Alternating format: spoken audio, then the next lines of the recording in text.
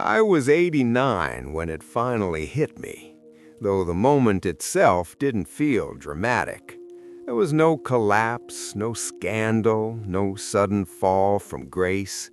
It happened in a quiet conference room with glass walls and a view most people would envy. The company had just crossed a number that used to live only in my imagination. 200 million. People stood up, hands were shaken, someone clapped me on the shoulder and said my name with admiration, the way they always had. I smiled because that's what you do in moments like that. Cameras were out, voices were warm, there was talk of legacy. But somewhere beneath the noise, something didn't arrive. No relief, no pride, no sense of arrival. Just a strange hollowness, like I had reached the end of a long road, only to find it led nowhere I recognized.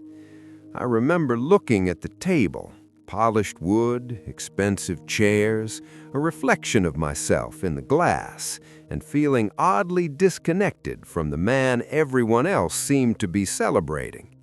He looked familiar, older, thinner, successful by every visible measure, but inside there was a distance I couldn't explain. It wasn't disappointment exactly, it was quieter than that, like something that had gone missing so gradually I hadn't noticed its absence until there was nothing left to miss.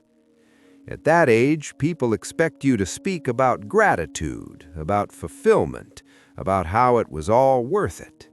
I nodded when they spoke, I thanked them, I said the right things, but when I went home that night, the house felt no different than it had the night before.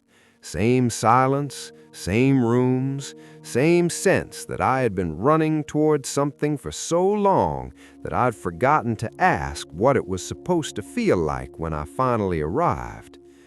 That was the first time I allowed myself to wonder whether success could exist without satisfaction, whether achievement could grow while something else quietly withered. I didn't have words for it then, only a feeling that refused to celebrate with me. When I was younger, success felt like survival. I didn't grow up with much, and stability was never guaranteed. Money wasn't about luxury, it was about safety, control, the assurance that I wouldn't have to depend on anyone else. Career wasn't a passion in those days, it was a ladder, and climbing it felt necessary, even responsible. I told myself that success meant freedom, freedom from worry, freedom from uncertainty, freedom to take care of the people I loved. And in the beginning, it did feel like that. Each promotion, each deal, each small win carried a sense of momentum, proof that the sacrifices were temporary, that the long hours had a purpose. I believed deeply in the idea of later.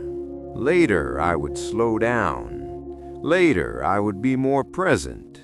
Later, there would be time for everything that was being postponed.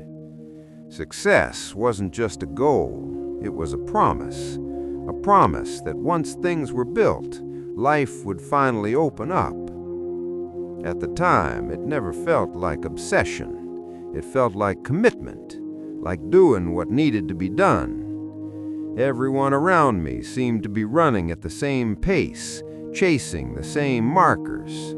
I didn't question it. Questioning felt like weakness, and I had learned early that hesitation cost more than it saved.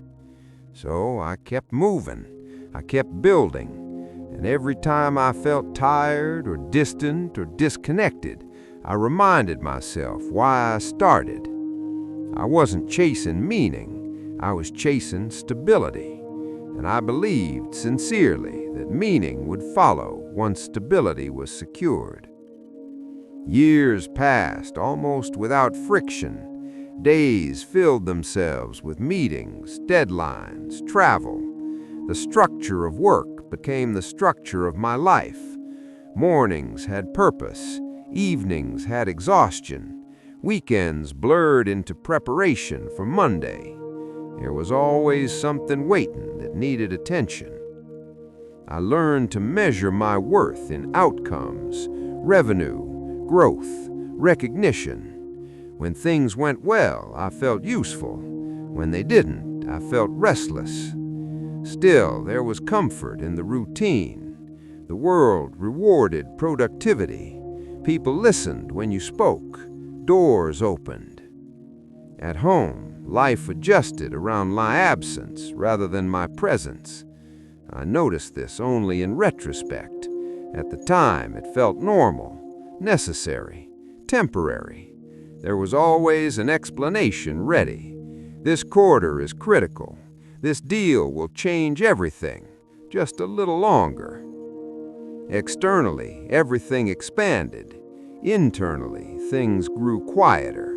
Not painful, just muted. Conversations shortened. Meals became functional. Moments that once lingered began to pass without leaving a mark. I told myself that this was the price of building something substantial, that depth could wait.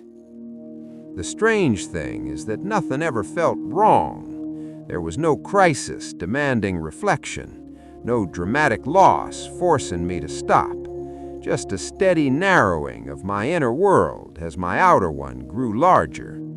And because success kept reinforcing itself, I never paused long enough to notice what it was replacing. The first sign wasn't failure, it was fatigue. Not physical, but emotional. A kind of dullness that settled in after achievements that once would have energized me. I remember closing a deal I had worked toward for years and feeling neutral, not relieved, not proud, just finished. I ignored it. Labeled it stress, burnout, temporary imbalance. These things happen when you carry responsibility, I told myself. The solution naturally was to push through. Rest would come later. Satisfaction would return once things stabilized. But it didn't. The more I accomplished, the quieter the internal response became. Applause faded faster. Praise felt distant. I started to notice how often silence followed moments that were supposed to feel meaningful. Still, I didn't stop. Stopping felt dangerous. If success wasn't fulfilling, then what had all of this been for? That question was too heavy to hold while still running, so I kept moving instead. Motion, after all, has a way of numbing reflection. Looking back now, I can see that this was the moment when the imbalance became permanent. But at the time, it felt like a passing shadow, something to be managed, not examined. Loss rarely arrives all at once. It accumulates, quietly, in missed conversations, in relationships that shift from closeness to coordination, in the gradual absence of curiosity about the lives of people you love. I didn't lose everything dramatically. I lost it incrementally. Presence, attention, energy. I was there, but not available. Physically present, mentally elsewhere, always preparing for the next obligation. Health adjusted to the pace until it couldn't. Relationships adapted until they didn't. Time, once postponed, stopped waiting. None of this felt like sacrifice in the moment. It felt like investment. But investments assume a return, and some things don't pay back once spent. I realized much later that success hadn't demanded these costs. My expectations had.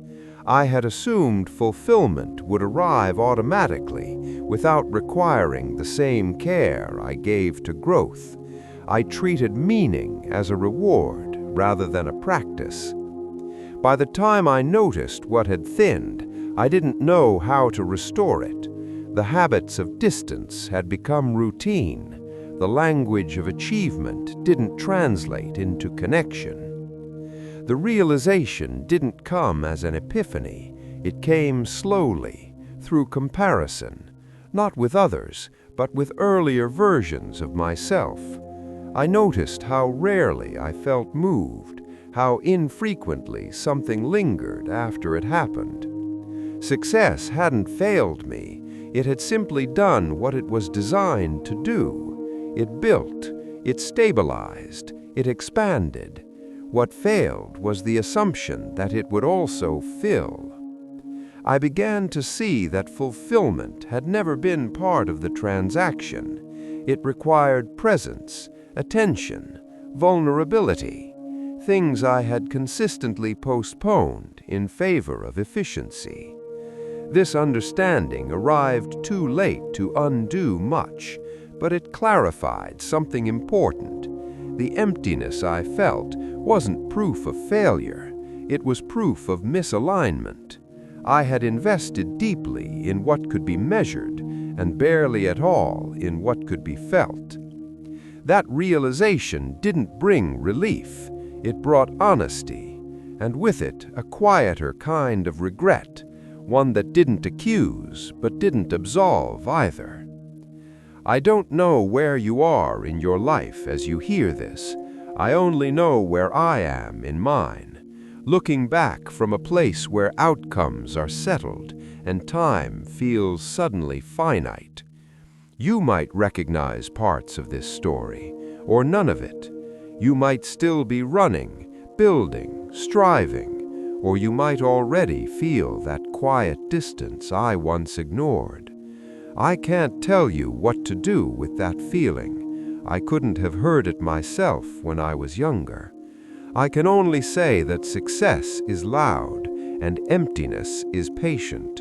It waits until the noise dies down, until there's nothing left to distract you from the question of whether the life you built is the life you're actually living. I'm not offering answers, only a reflection from someone who assumed those answers would arrive on their own. I sometimes think back to that conference room, the applause, the numbers, the sense that something significant had been completed, and I realize now that it was true. Something had ended, just not what I thought. At this age, time feels different. Not scarce, exactly, just precise.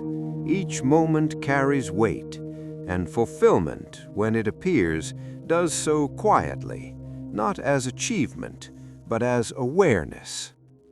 If there's anything left for me now, it isn't building, it's noticing, sitting with what remains, understanding what I mistook for meaning, and what meaning quietly waited to be noticed. The success is still there, on paper, in memory, but fulfillment doesn't live there. It never did.